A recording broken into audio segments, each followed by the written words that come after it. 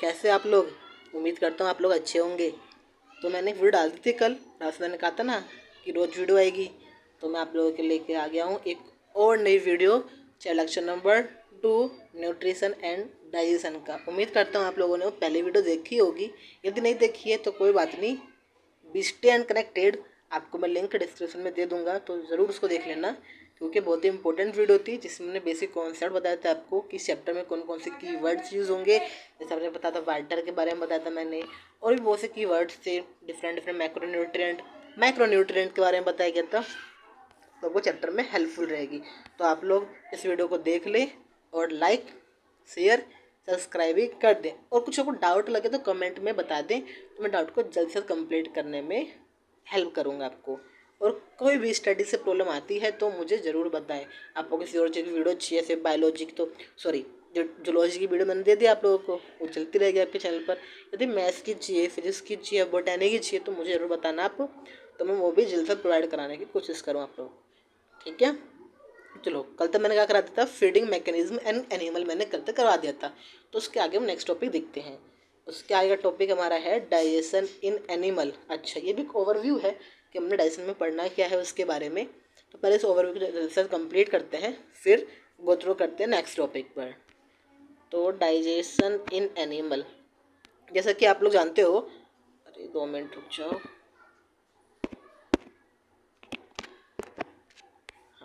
Digestion in animal, जैसे कि आप लोग जानते हो, जो एनिमल अपना खाना कैसे करते हैं, वो कॉम्प्लेक्स फूड को सिंपलेस्ट फूड में कन्वर्ट कर देते हैं। मैंने कल अच्छा बता दिया था, वो अपना कॉम्प्लेक्स फूड लेते हैं, उसको मुंह में डालते हुए चबाते अच्छे से, तो उसको कन्वर्ट कर देते हैं वो लोग सिंपलेस्ट फूड में।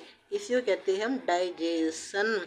इसके अंदर क्या करते हैं हम लोग यहाँ पे, डाइजेशन तब का हो गया। तो एक मैकेनिकल और एक chemical breakdown of food into nutrient, means एक मैकेनिकल और केमिकल ब्रेकडाउन ऑफ फूड होता है न्यूट्रिएंट के अंदर। अभी मैकेनिकल कैसे होगा ये, देखो हम क्या काम करते हैं, हम दांतों की हेल्प से खाने को चबाते हैं और अंदर जाके खाना चबते, तो मैकेनिकल वर्क इसके अंदर हो गया। अबे केमिकल कैसे वर्क होता है, इसमें बहुत सारे जूस होते हैं, जैसे बाइल जूस हो गया, हमारे पैनक्रेटिक जूस हो गया, फिर हमारे पैनक्रियास सीक्रेट करते हैं, हेपेटो पैनक्रेटिक होता है, बाइल जूस होता है, कॉमन बाइल जूस हमारे होते हैं। तो इसमें केमिकल ब्रेकडाउन भी हो गया। इसलिए हम क्या कहते हैं, इसलिए हम कहते हैं कि जो डाइजेशन है वो मैकेनिकल एंड केमिकल प्रोसेस है।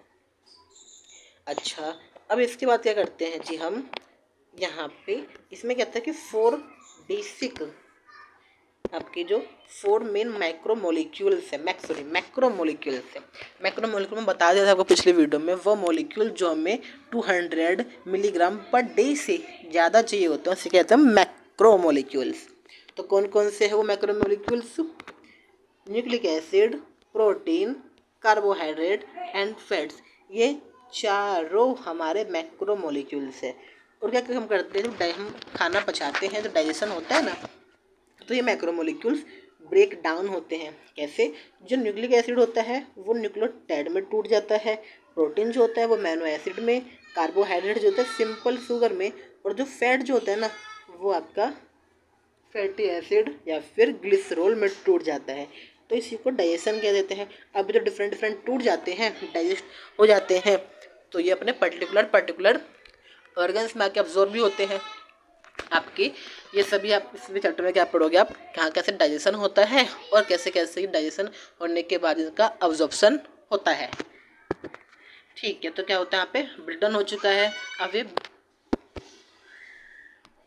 इसमें क्या है, being absorbed vitamin minerals water are also extracted from during digestion।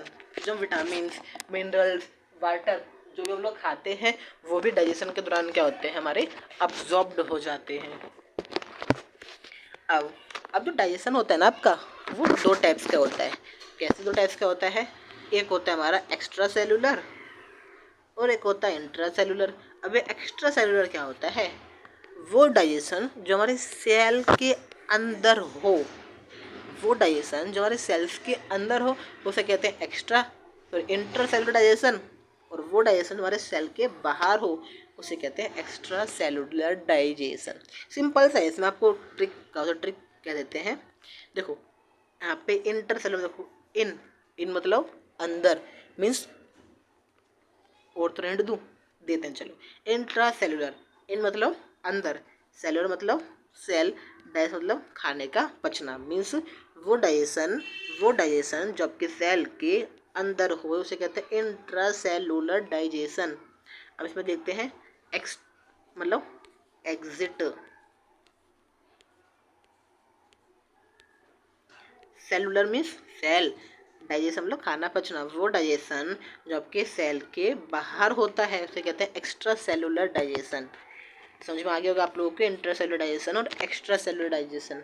चलो नेक्स्ट टॉपिक हमारा क्या आता है। अच्छा, तो हम समझते हैं किसके बारे में, पहले हम समझते हैं अच्छे से इंट्रा सेलुलर डाइजेशन के बारे में कि इंट्रा सेलुलर डाइजेशन होता क्या है और कैसे कैसे हमारे वो हेल्प करता है डाइजेशन के अंदर।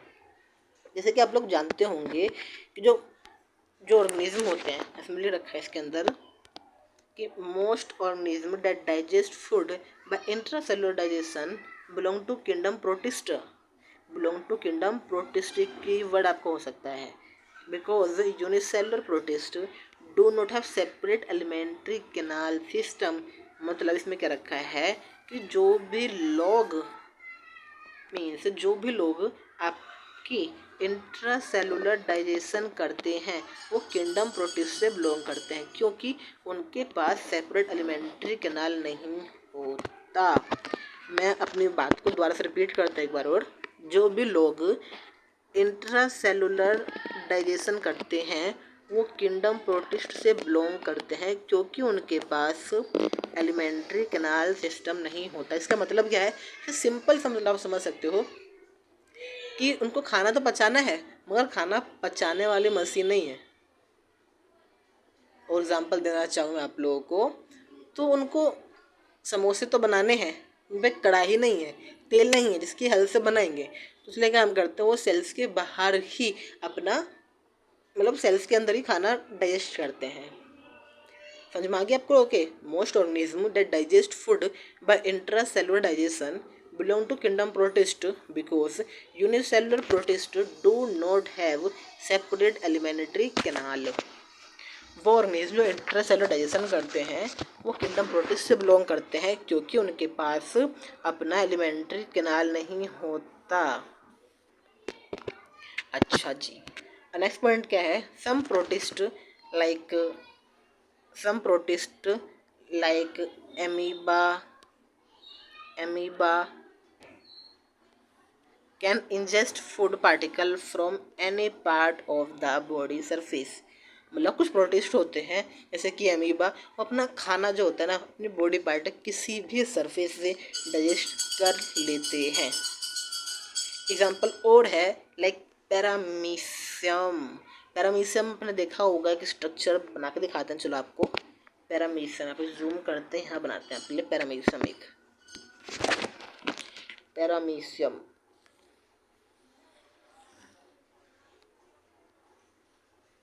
इसका माउथ होता है और इसकी पूरी बॉडी जो होती है आपकी सीलिया से कवर रहती है। जैसे कि मैंने अभी आपको लोगों को कि जो एमीबा होता है ना वो अपनी पूरी बॉडी से वो डाइजेशन कर सकता है। अगर किसी की बॉडी पार्ट पे उसके फूड वैक्यूल आ जाए तो वहाँ से डाइजेशन कर देगा, मगर ये पैरामीशियम बना रहा हूँ मैं, इसका ऐसा नहीं है। पैरामीशियम आप लोग जानते होंगे स्ट्रक्चर इसका ऐसा है, और इसकी स्टडी आपने BZYCT 133 में भी करी होगी आपने, 1331 में 133 में इसके बारे में बता रखा है कि पैरामीशियम के पास दो कॉन्ट्रेक्टाइल वैक्यूल्स नोकुलस होते हैं। इस पर माउथ होता है, माउथ इसका ये रहा, इसे क्या है ये माउथ है, ये पैरामीशियम का क्या है माउथ है। हम लोग भी खाना खाते हैं कहाँ से, आँख से खाना खाते हैं, नाक से खाना खाते हैं नहीं ना, हम खाना किससे खाते हैं मुंह से। तो सेम काम पैरामीशियम भी करता है। मान लीजिए कि पैरामीशियम का फूड पार्टिकल इस साइड एक लेके आया, रंग चेंज कर देता हूँ मैं कलर इसका। मान लेते हैं कि जो पैरामीशियम है उसका फूड पार्टिकल इधर लेके आया यहाँ, तो यहाँ तो खा नहीं सकता, वो क्या काम करेगा इस फूड पार्टिकल को इस सीलिया की हेल्प से, में सीलिया जो हो गया मूवमेंट करेंगे और इस फूड पार्टिकल को यहाँ तक लेके जाएंगे। वो फूड पार्टिकल कहाँ तक लेके जाएंगे, उस फूड पार्टिकल को लोग यहाँ तक लेके जाएंगे। फिर यहाँ पे आने के बाद जो सीलिया होगा वो जो सीलिया अपना काम स्टॉप कर देगा और जो पैरामीशियम होगा वो खाना डाइजेस्ट कर लेगा, खाने को अंदर करेगा अंदर एंजाइम सिक्रेट करेगा और खाने का डाइजेशन स्टार्ट वो कर देगा। मगर अमीबा का ऐसा कुछ नहीं है। अमीबा का सिर्फ अपने डायग्राम देख रखा होगा, सिर्फ टेढ़ा मेढ़ा से अमीबा का डायग्राम होता है। अमीबा क्या काम करता है, अमीबा में कहीं भी आएगा उसका ना फूड पार्टिकल तो डाइजेस्ट कर लेगा। चलो एक काम करते हैं, पहले स्टार्ट करते हैं अमीबा से ही कि अमीबा अपना खाना डाइजेस्ट करता कैसे है। मतलब कहीं भी आपका फूड पार्टिकल आ जाए डाइजेस्ट कैसे करेगा, आपके कोर्स में भी इसके अंदर दे रखा है। तो हमारा नेक्स्ट टॉपिक यही है कि हम बात करेंगे कि कैसे जो हमारा अमीबा है वो डाइजेशन करता है। चलो फिर ब्लैंक पेज लेते हैं और स्टार्ट करते हैं। देखो देख लीजिए आप यहाँ पे देखो डाइजेशन ही नहीं अमीबा, मैंने पहले बता रखा है अच्छे से, आपके लिए डायग्राम बना रखा है मैंने, तो इसे बाद में देखेंगे। पहले खुद समझते हैं उसके बाद इसको देखेंगे। ब्लैंक पेज, आपका ब्लैंक पेज आ चुका है। ठीक है स्टार्ट करते हैं ना। अमीबा, मान लीजिए कि एक अमीबा है, ये ड्राइंग तो ये अच्छी नहीं है मेरी, थोड़ा समझ लेना आप लोग। अमीबा है तो अमीबा पे क्या हुआ, एक फूड पार्टिकल आया। अमीबा पे क्या हुआ, एक फूड पार्टिकल आया। अब जो अमीबा क्या काम करेगा, अमीबा जो है ना अपनी एक फिंगर्स डेवलप करेगा। जो अमीबा होगा वो अपना फिंगर्स डेवलप करेगा, ऐसे करके उसकी थोड़ी फिंगर्स डेवलप होंगी और क्या करेंगे, फूड पार्टिकल को कैच कर लेंगे। अब इस फिंगर से क्या कहते हैं, इस फिंगर से कहते हैं सूडोपोडिया। अब फिंगर से तो कैच कर लेते हैं, सूडोपोडिया हो गया। फिर अमीबा काम करेगा, जो अमीबा होगा इसको अपने अंदर कैप्चर कर लेगा, अपने अंदर वो कैप्चर कर लेगा इस फूड पार्टिकल्स को।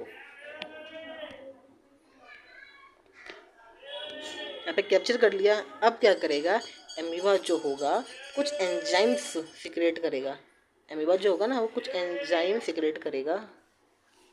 जो एंजाइम क्या करेंगे, इस फूड पार्टिकल को डाइजेस्ट करेंगे और डाइजेशन करने के बाद वो जो वेस्ट प्रोडक्ट होगा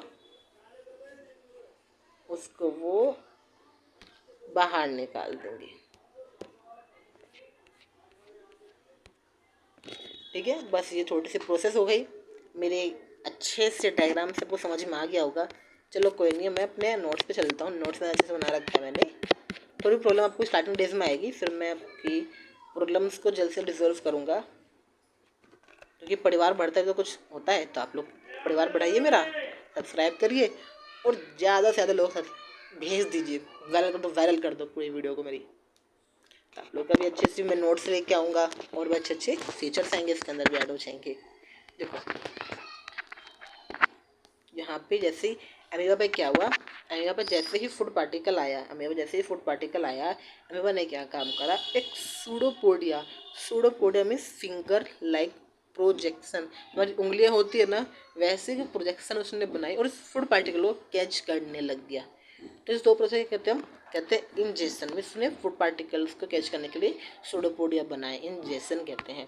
अब क्या काम करेगा, जो फूड पार्टिकल को वो कैच कर लेगा, पहले अपने फिंगर का प्रोजेक्शन जो था उससे वो फूड पार्टिकल को उसने कैप्चर कर लिया।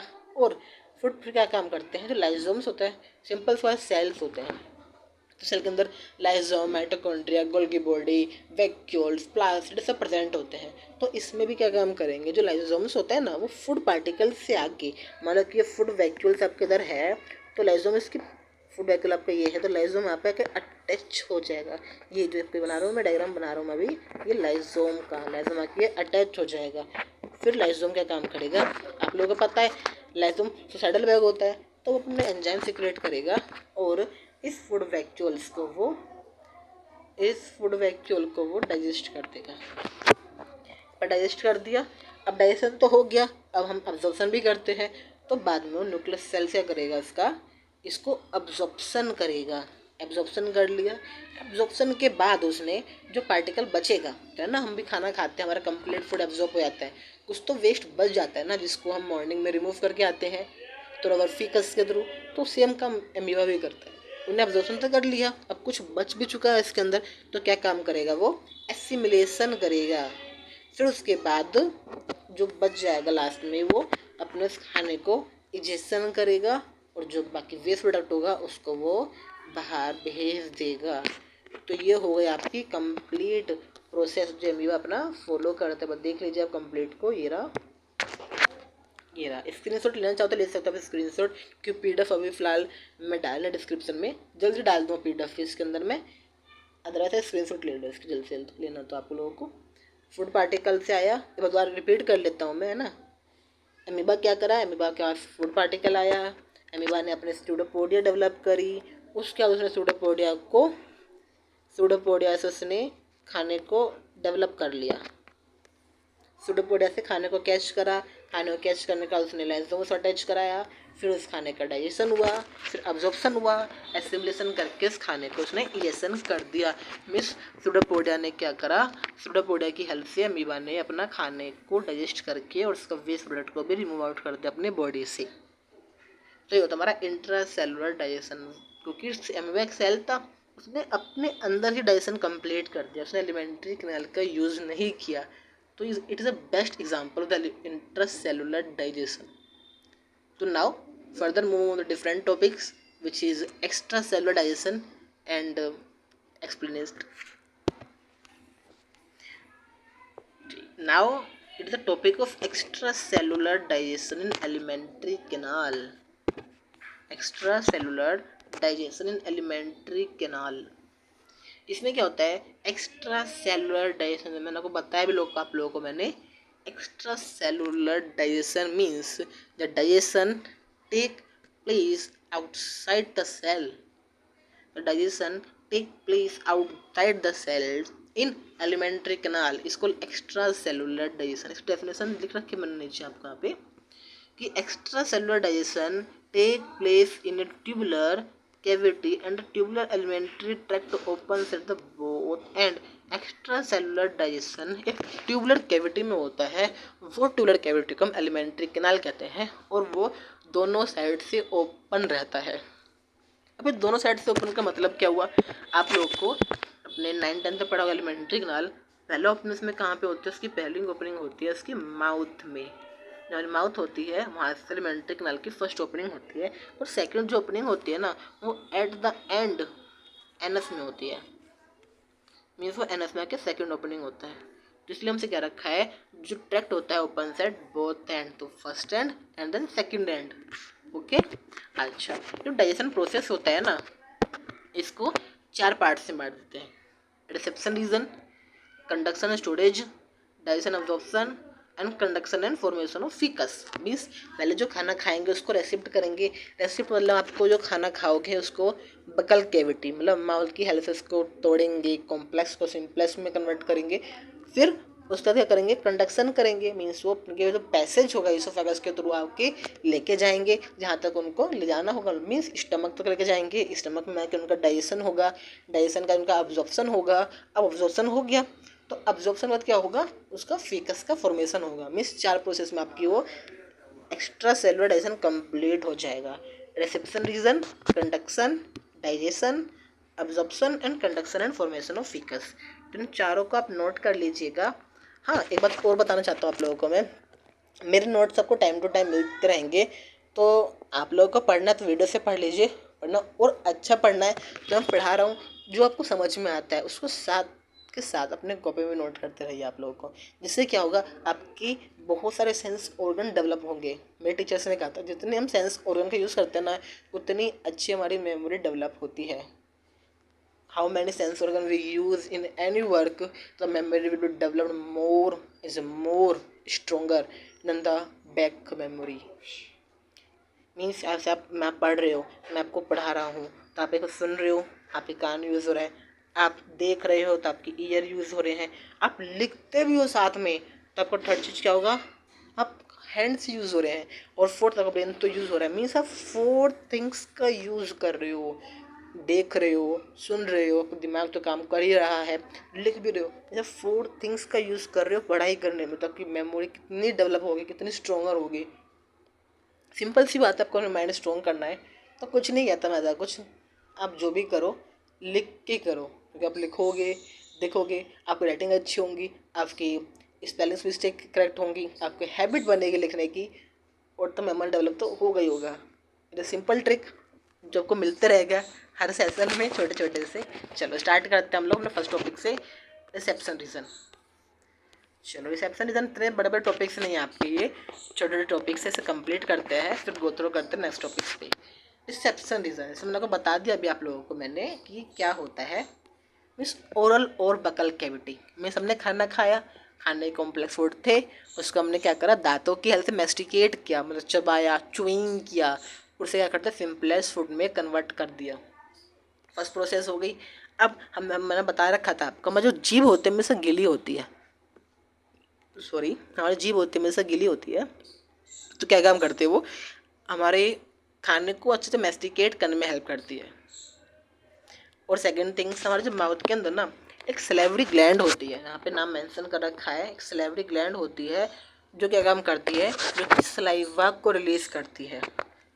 और इस सलाइवा क्या काम करती है, जो हम खाना खाते हैं उस खाने को लुब्रिकेशन में, लुब्रिकेशन मीन्स जैसे कि आपने कोई मशीन खरीदी, मशीन अच्छे से काम नहीं कर रहा, आप मोबिल डालते तो इसके अंदर मशीन का अच्छे से काम करे, इजीली वर्क करे, वैसे सेम काम करता हमारा सलाइवा। तो क्या काम करता, हमने फूड खाना खाया, कॉम्प्लेक्स को सिंप्लेक्स में कन्वर्ट कर दिया, हमारे दांतों ने चुइंग करके मेस्टिकेट करके, हमारे माउथ में सलेवरी ग्लैंड थी, उस सलेवरी ग्लैंड ने सलाइवा रिलीज किया।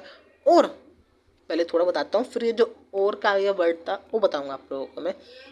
फ्लेवर रिलीज़ किया, फिर फ्लेवर रिलीज़ करने के बाद क्या किया, उस खाने को वो बोलस में कन्वर्ट कर देता है, बोल लाइक स्ट्रक्चर में कन्वर्ट कर देता है खाने को आपकी, जो क्या काम करता है बोल लाइक स्ट्रक्चर में कन्वर्ट करता है।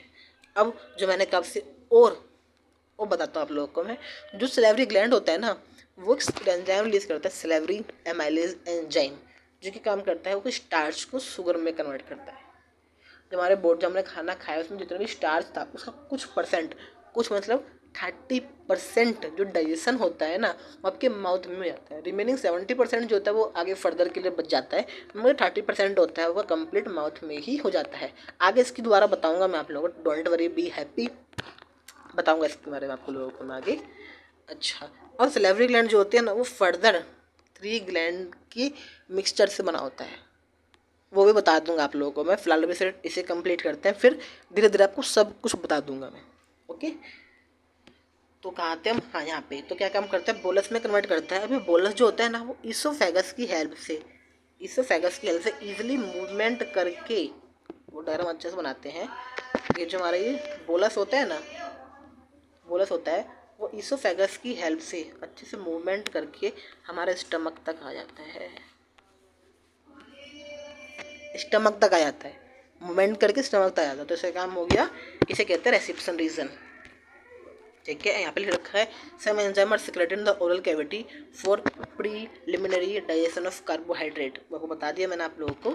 अब सेकंड हमारा कंडक्शन एंड स्टोरेज, हमारा सेकंड कहता है कंडक्शन एंड स्टोरेज। इसमें क्या होता है, जैसे मैंने आपको बताया, आपको खाना लुब्रिकेट हो गया अच्छे से हमारे ईसोफेगस की हेल्प से स्टमक में आता है, तो कंडक्शन ही काम करता है। Food comes into the stomach through mouth by peristalsis movement. हाँ, एक मूवमेंट है पेरिस्टालसिस मूवमेंट, क्या होता है, धीरे धीरे मूवमेंट, मतलब लुढ़क लुढ़क कर मूवमेंट को पेरिस्टालसिस मूवमेंट कहते हैं। उस मूवमेंट के थ्रू जो हमारा खाना होता है वो माउथ टू स्टमक आता है। कंडक्शन हो गया आपका। अब कंडक्शन के बाद क्या था, डाइजेशन एंड अब्जॉर्प्शन, इन दोनों टॉपिक के साथ ले लेते हैं यहाँ पे इसके, डाइजेशन एंड अब्जॉर्प्शन। हाँ, डाइजेशन एंड एब्जॉर्प्शन। अब क्या होता है, मैं स्टमक में तो आ चुका है, जो खाना था हमारे स्टमक में तो आ गया है। अब स्टमक में क्या काम करते हैं, वो खाना कुछ एंजाइम सिक्रेट करता है, सॉरी खाना नहीं, स्टमक जो एंजाइम सिक्रेट करता है, और मेनली वो बाइल जूस रिलीज करता है। बाइल जूस हमारा HCl होता है, HCl होता है, म्यूकस होता है, और पेप्सिन एंजाइम होता है। अभी तीनों मिलकर क्या काम करते हैं, तीनों मिलकर डाइजेशन में हेल्प करते हैं। ऐसा लिख रखा आपको मैंने, in this region food is absorbed by several different enzymes and absorption take place in small intestine. इस रीजन में क्या होता है, जो फूड जो होता है वो अब्सॉर्ब्ड होते हैं डिफरेंट एंजाइम की, और जो बाकी अब्जॉर्प्शन जो होता है वो स्मॉल इंटेस्टाइन में होता है। और HCl, म्यूकस और पेप्सिन एंजाइम का वर्क आगे वाली जो वीडियोज़ आएंगी उस आपको डिटेल्ड में मिल जाएगा। अब बचा के हमारे पास एक टॉपिक के बचा, conduction and formation of ficus. इसमें क्या काम करते हैं हम लोग, लास्ट स्टेप होता है हमारा, जैसे हमने खाना खाया उसमें कार्बोहाइड्रेट, प्रोटीन, फैट और हमारे विटामिन मिनरल्स जो भी मिनरल्स सबको ना डाइजेस्ट कर लिए, अब्जॉर्ब कर लिए, फिर एट द एंड उसको हम क्या काम करते हैं, उसको फीकस में कन्वर्ट कर देते हैं। In this final step all food is digest and absorb and undigested food is converted to faeces. Means at the end हमने सब खाने को डाइजेस्ट करे, अब्जॉर्ब करे और फीकस में कन्वर्ट कर लिए। ओके, तो आज हमने क्या देखा, आज हमने सिर्फ 2 टॉपिक देखे, इंट्रा सेलुलर डाइजेशन और एक्स्ट्रा सेलुलर डाइजेशन, और उसको अच्छे से समझा हमने। तो उम्मीद करता हूँ आप लोगों से कि आप लोगों को दोनों टॉपिक अच्छे समझ में आए होंगे, इंट्रा सेलुलर और एक्स्ट्रा सेलुलर डाइजेशन। अब मेरे पास बहुत टाइम है, स्टार्टिंग से वीडियो बना रखा हूँ मैंने, तो आप लोग देखते रहिए अपने आपके। अभी सेकेंड ईयर की क्लास स्टार्ट तो नहीं हुई होगी, अभी होने वाले स्टार्टेड, तो आप देखते रहिए, अपना रूटीन बना लो, डे टू डे रूटीन बना लो कि मेरी वीडियो हाफ एन आवर की आएगी, डेली वीडियो में डाल दूंगा, अपलोड कर दूंगा। हाफ एन आवर की वीडियो आपके पास आ जाएगी, उसको आप देखो, अच्छे से नोट्स प्रिपेयर करो, अच्छे से पढ़ाई करो, तो आपके एट द एंड जो इसमें जो एट द एंड फिकस नहीं होगा कुछ भी, एट द एंड आपको जो पेपर होगा ना उसमें आप अच्छे से परफॉर्मेंस होगा और अच्छे से मार्क्स आप ऑब्टेन करोगे।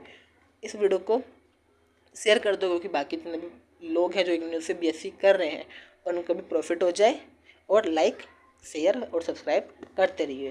तो thank you and bye, have a nice day.